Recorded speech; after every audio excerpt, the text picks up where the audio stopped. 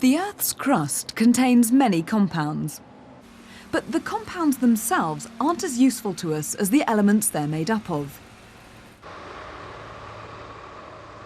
This rock contains aluminium oxide. Split the aluminium from the oxygen and you have one of the world's most useful metals.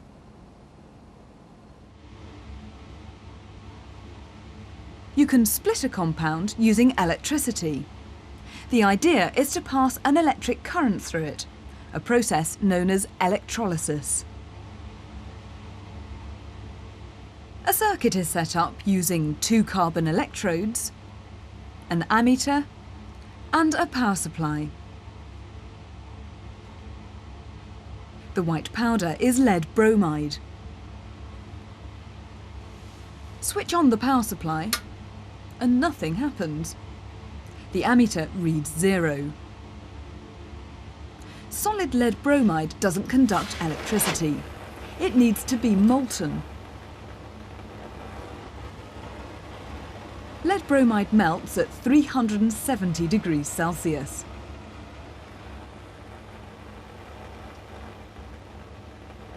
Switch on now and a current flows.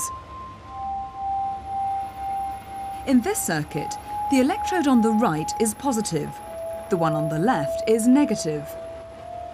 As electricity passes through the molten lead bromide, chemical reactions start. On the left, at the negative electrode, nothing appears to be happening. But at the positive, bubbles mean a gas is being produced. Placing small tubes around the electrodes traps any gas, making it easier to see their colour. What could the brown gas be?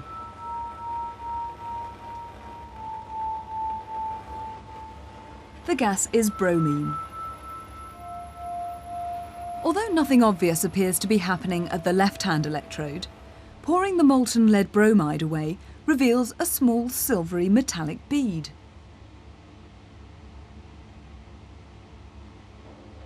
This is pure lead. So, passing an electric current through molten lead bromide breaks it down into the elements lead and bromine. To work out why this happens, imagine you can see the charged particles, the ions, in the compound. There are positive lead ions and negative bromide ions. Once the power supply is switched on, the lead ions are attracted to the negative electrode. The bromide ions are attracted to the positive electrode.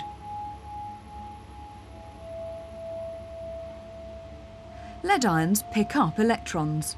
They lose their positive charge and form lead atoms. Bromide ions give up electrons. They lose their negative charge and become bromine atoms. These form a gas. Electrolysis of lead bromide only works when the compound is molten. Why doesn't it work when the compound is solid?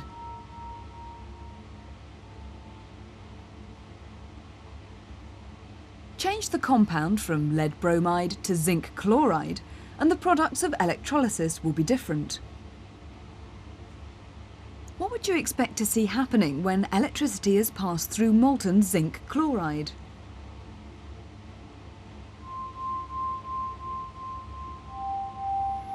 This time, bubbles of a very pale gas appear at the positive electrode.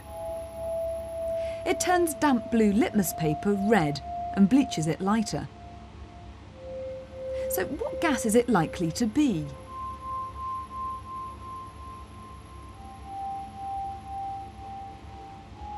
Again, nothing appears to be happening at the negative electrode on the left.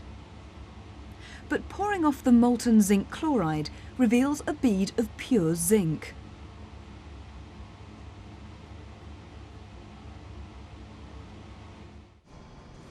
In industry, electrolysis is carried out on a huge scale. Massive amounts of electricity are used to extract reactive metals, like aluminium, from their ore.